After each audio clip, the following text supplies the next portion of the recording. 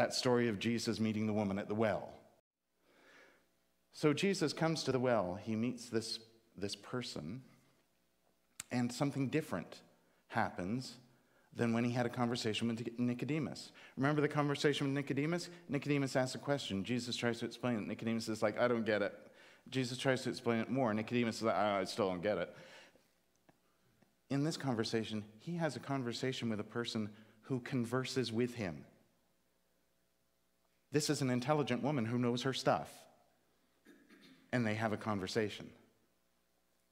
The conversation leads to the woman understanding what Jesus means by, I am like living water. So here's how it goes. Jesus comes up. He's been walking for a long time, so he's going to be thirsty. He needs water. He, of course, comes to a well without a bucket because he's been traveling. He has no way to get the water. There's a Samaritan woman there who helps him. She gives him water. They strike up a conversation. Jesus reveals, not only am I living water, this is the first time in the Gospel of John, and by the way, this is a thing in the Gospel of John. This is the first time that Jesus uses the words, I am. Now that sounds familiar. It should, because that's also, by the way that God describes God to Moses. Who shall I say has sent me, says Moses, and God says, I am. That is my name. I am. So here's the first time Jesus says, I am, and he'll go on to say things like, I am the light of the world, and I am the bread of the world, all of these things. But the very first time he says the words, I am, is to someone he's not supposed to be talking to.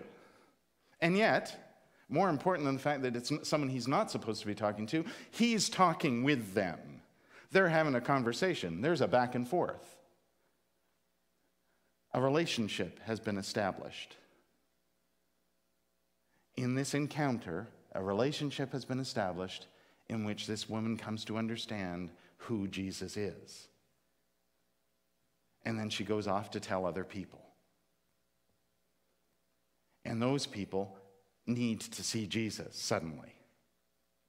It's like, wow, that's incredibly awesome. Let's go see Jesus. So they do. And there's a whole conversation in the story, this whole sidebar conversation with the disciples about all of this. But they come back, they see Jesus, and of course, they believe.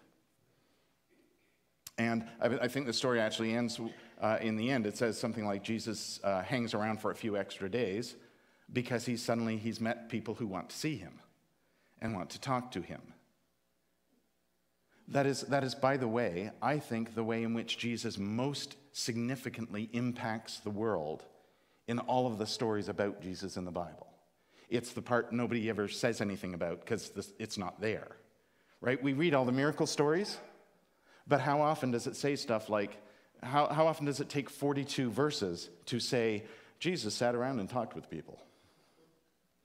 He listened to what they had to say, and he had conversations with them. It doesn't say that very often, but I think that's the most important thing that Jesus did.